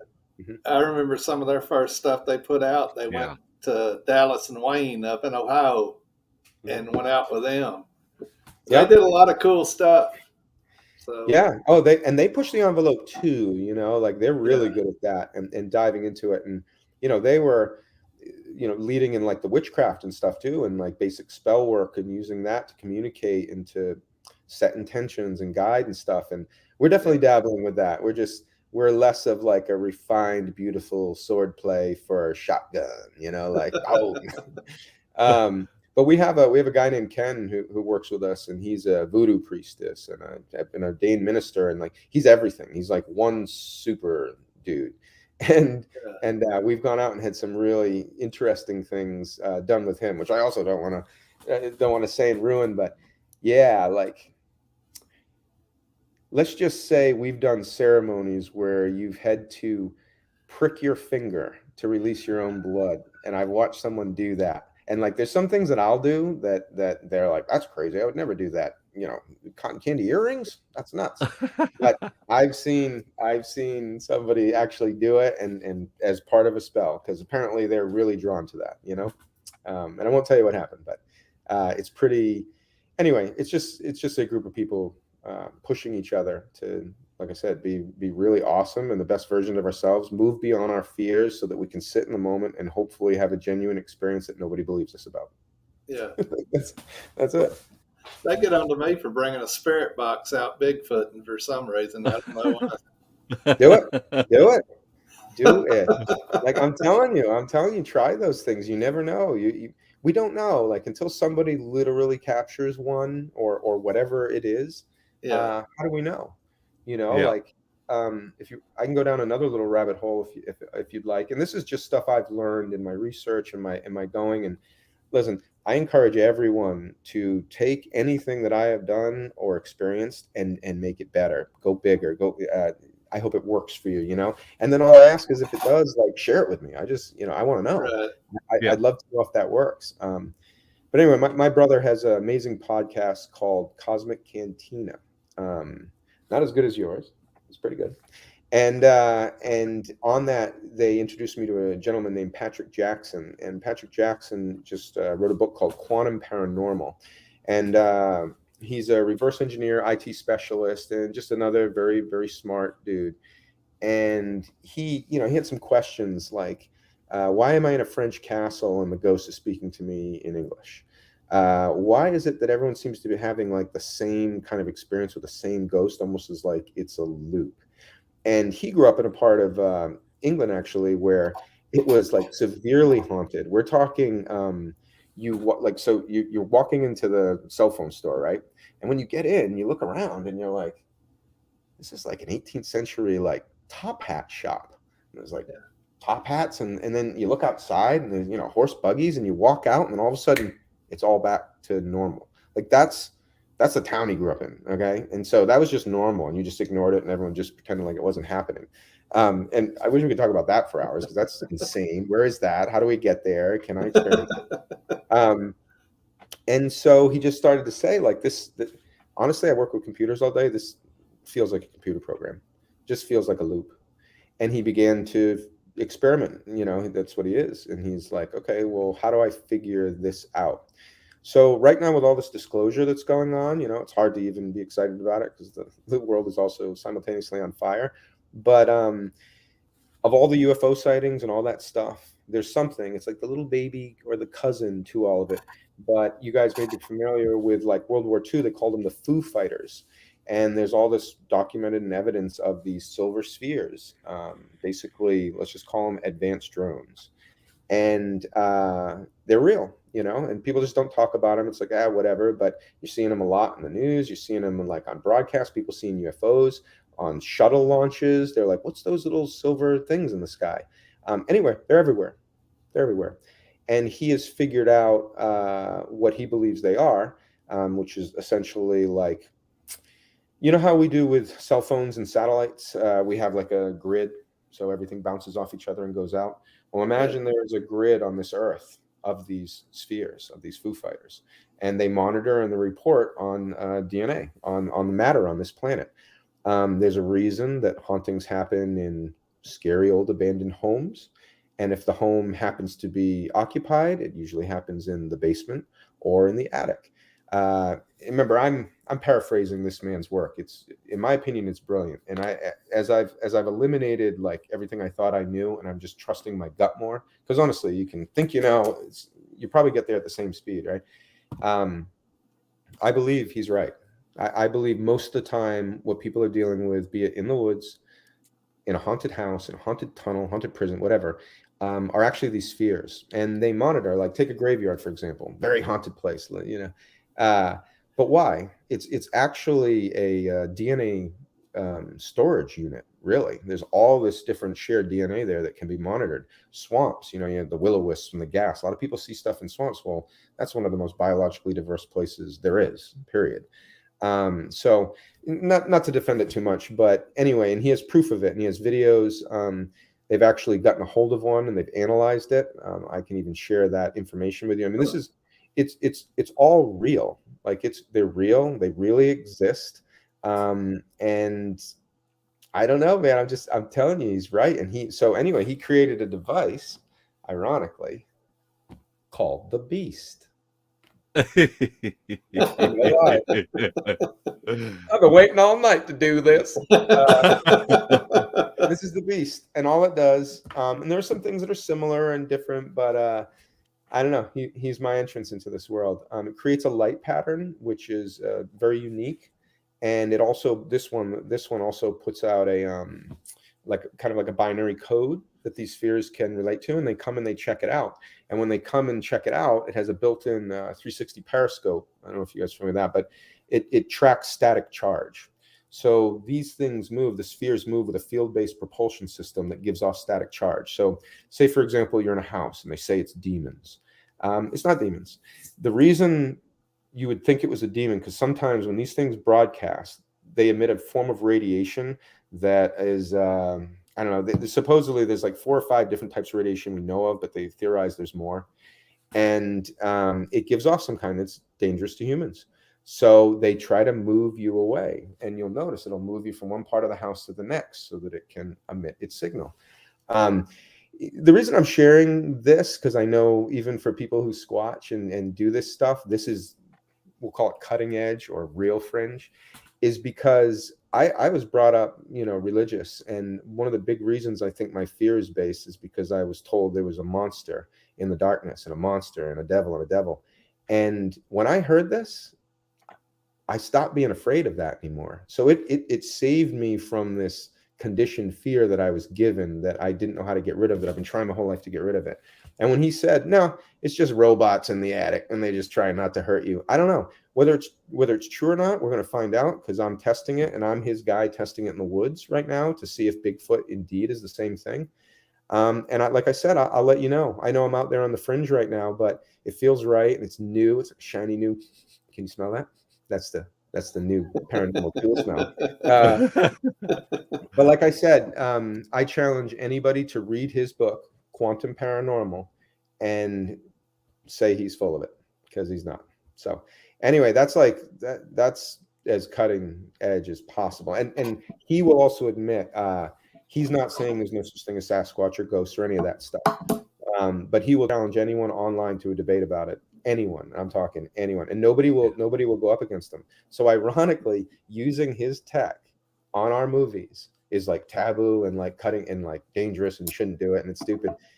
When really it's just like, who is he, right? He's another one of us that just built something cool, a new thing, or maybe something similar, but just different enough, So hopefully I can do a show again when you get up to like episode 300, and I'll have, well, I can either tell you it's junk, or I'll say, listen, there are spheres everywhere. You're being watched all the time. But you can see old depictions of like gods, and they have the spheres amongst them. Like it's another wormhole, but this squatcher thinks that he might be right. And so that's kind of exciting to go figure out. That's all.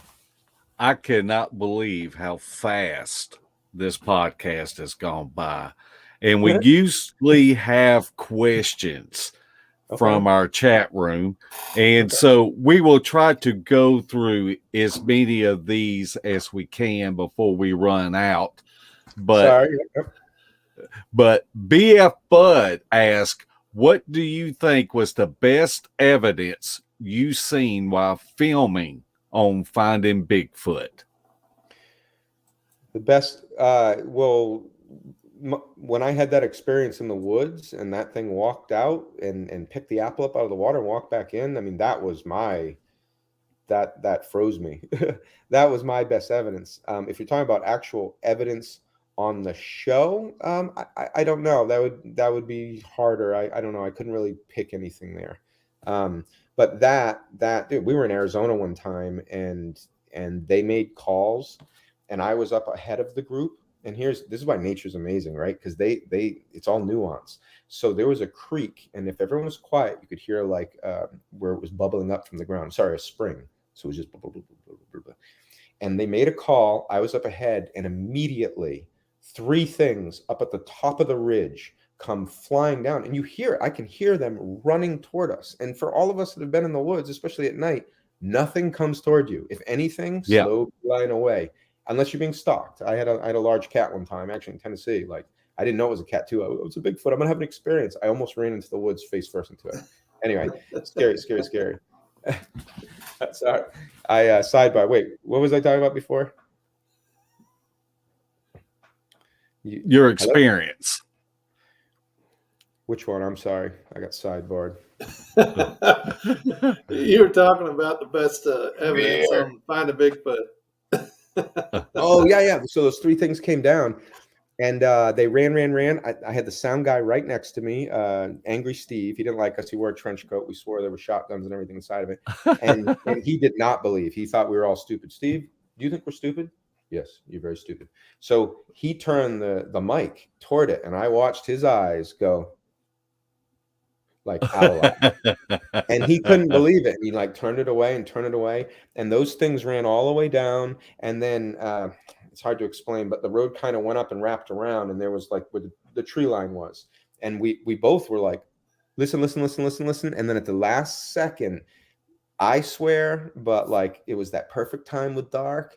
But they all stopped. The noise stopped at the same time because they were sprinting. And I swear I saw an arm kind of like swing out into the light a little bit as it like caught itself at the end because it was, it's kind of steep. And that was crazy. And then I was like, oh my God, they're real. And there's a lot of them. We shouldn't go that way. And then we went on the whole rest of the night. Nothing happened. Yeah.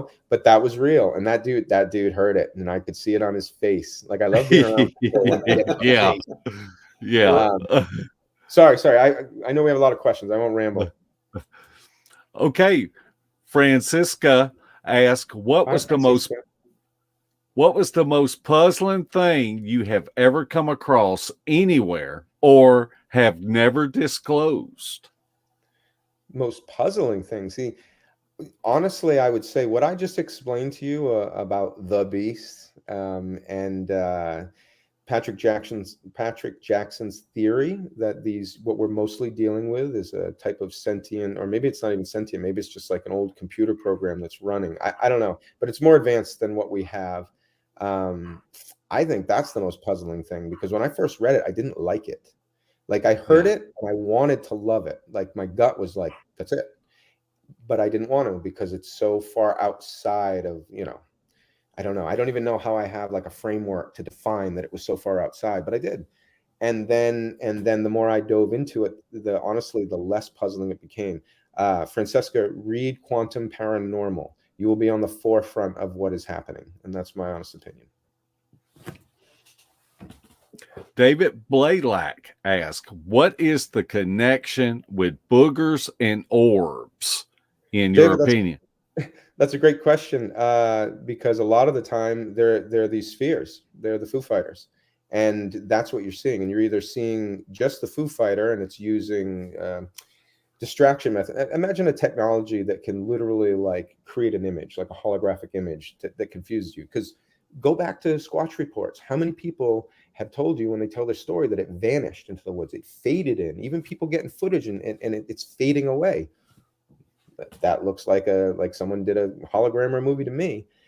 So I think the connection is a lot of the time that's what you're seeing in the woods. You're either getting too close to the Squatch habitat and this thing is now going to push you away, mimicking the defensive behavior of the Squatch, or you saw a Squatch and it's literally there to make sure that the altercation doesn't go too far or doesn't anything. We're not meant to mix.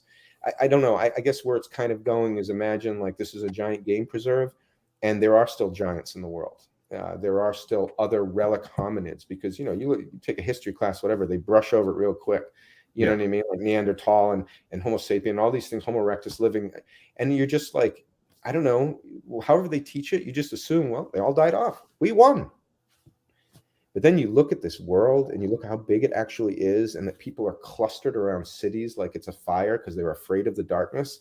And I'm just here I will honestly, right? It's true. I mean, we're scared. We have lots of fear. We're a fear-based culture. It's kind of effed up, right?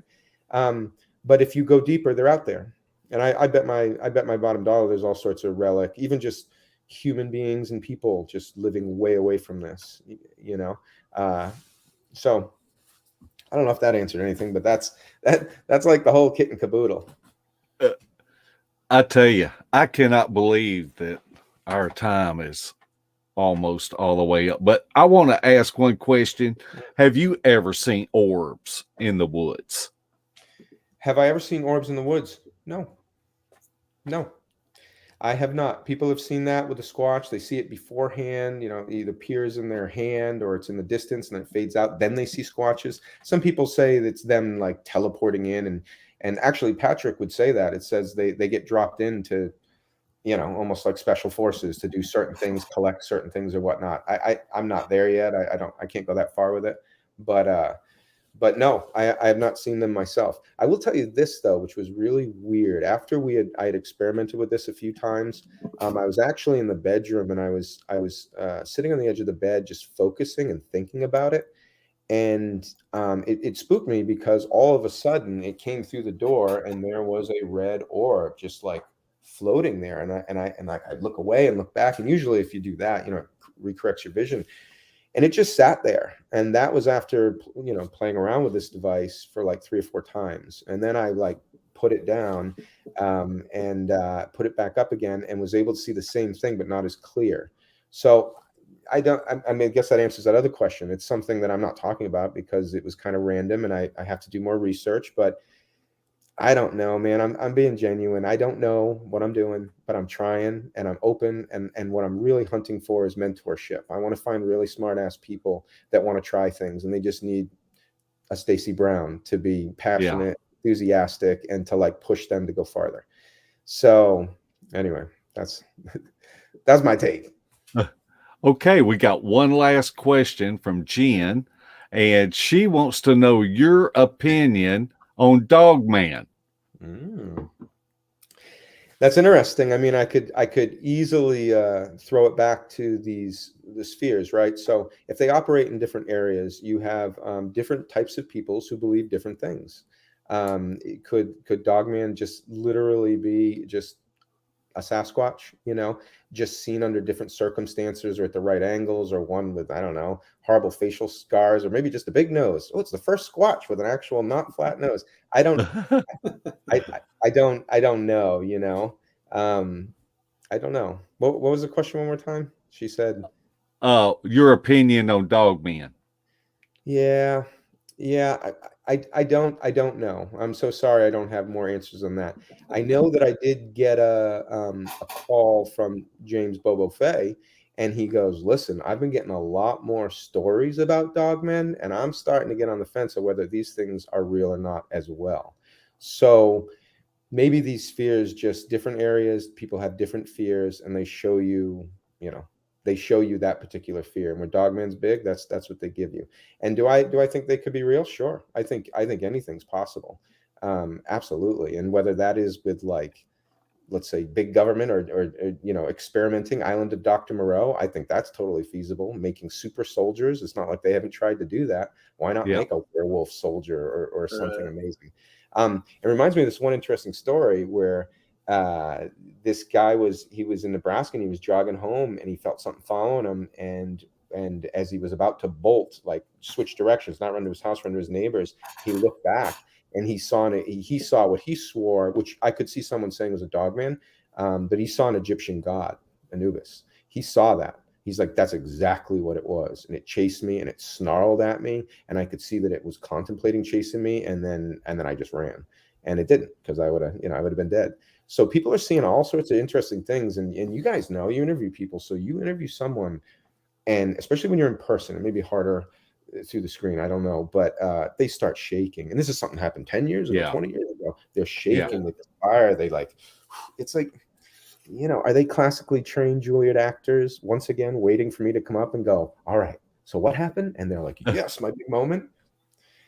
These people are having real experiences, and not everybody's on drugs, not everybody's messed up, and not everybody's delusional when they have them. So, once you start listening to people, there's really weird shit going on out there, There is. Yeah. There is. So I don't know. I would get answers on that, and maybe some of our adventures will get us there. But you can definitely tell when somebody is reliving something when they go to telling you, and that's it moves through their body, and they're like, you're like, do you need to take a seat for a second? Are you okay? And it's real. There's something going on out there, and it's real. And the best chance you have, besides cohabitation, is to get out there as often as you can. And your worst case scenario is you're going to find a better version of yourself doing it. And that's it. That's it. Wow. We are out of time. I cannot believe how fast this has gone by. Hey guys, you're awesome, and it's so nice to be a part of a pro program, and you have real passion for this. So if you ever get any really interesting answers, shoot them my way, and I will experiment with them and try to figure out how to bring them to life. All right, that sounds great. Well, we appreciate you coming on and taking the time out of your schedule to do it, and it's been a blast for sure. Right, we covered a lot of subjects. That's great. Yeah, I'm all over the place. That's why I always ask before we do this. I go, "What do you want to talk about?" And then everyone's like, "Well, we're more of a casual, just organic show." I'm like, "All right, here we go." Hey, that's great, man. I enjoyed hearing it because I had no idea about the quantum paranormal thing. So I'm going to check that out. That is an interesting concept. And let's, if you read the book, let's talk. Or even better yet, reach out to Patrick. He would love to come on. Just so you know. Mm-hmm. Fantastic. Yeah. Oh, and I always forget. So Stacy and I got together, right? And we started this thing. And James Brost joined the party. And he's like the third member that came out of left field. And he is wonderful. And I just wanted to say that because I always forget to mention that when I do these things. And he works harder than anyone. So just a big shout out to my boy. Good deal. Yep. Well, we thank you again, Ryan, for coming on. It's been so much fun. We love having guests like you that have enthusiasm for different topics. It don't even have to be about Bigfoot. And I'm going to put some links tomorrow morning and pin them at the top of the comment section for like Outkast, so people can go there and learn more about y'all's projects. And it's just been a great show. And Larry, do you have any final words, Larry? Well, I've already said them once. I appreciate RPG coming on. It's been great. Fantastic. And we probably only covered about half the questions we had in our minds to ask. That's good. You can come back. To be continued. That's right. Yeah. Well, the movie's going to come out it should come out around Halloween if we get it done on time, and we'll definitely have something to talk about then. I hope it's wonderful. I hope people really enjoy it, and then that can become the career. Where can they look for it? On Prime? Well, we haven't decided what we're gonna do yet. Okay. So if it was up to us, we'd follow like the Lee Stroud method, where we would produce our own content and be on some kind of cable channel, or just direct to movies. I mean, my dream is to make. I moved to Hollywood to make movies. I make TV. It's like, so the dream is to make films that because what's great about a film, it can transport you away a little bit more than a show because it's longer and you really can like take a vicarious voyage somewhere. And anyway, that's what I want to give people. So hopefully that. We'll be looking forward to it. Yeah, Yeah. absolutely. Okay, we want to thank everybody that watched and asked questions and participated in chat. And so we will see y'all again. Same bat time, same bat channel. Night, night, footers. Beast TV would like to welcome all of our new Facebook members. Be sure to check out our pictures and videos of possible evidence. And if you haven't checked out the Files tab, there is a wealth of information that you may find beneficial. If you would like to support Beast TV, check out our gear. We have coffee mugs, face masks, gaiters, shirts, and tank tops. The link is pinned at the top of the comment section. Everything is always marked down 20%. So come check out our junk. We want to thank all of our new subscribers and our faithful followers. Also, be sure to check out our field evidence videos and our sister channel, Beast of the Woods. That's Larry's channel. If you want to help us out, make sure that you are subscribed. Click the thumbs up button, ring the bell, and leave us a comment. We would love to hear from you. Thanks again to each of you for watching, and we will see you again. Same bat time, same bat channel. Night, night, footers.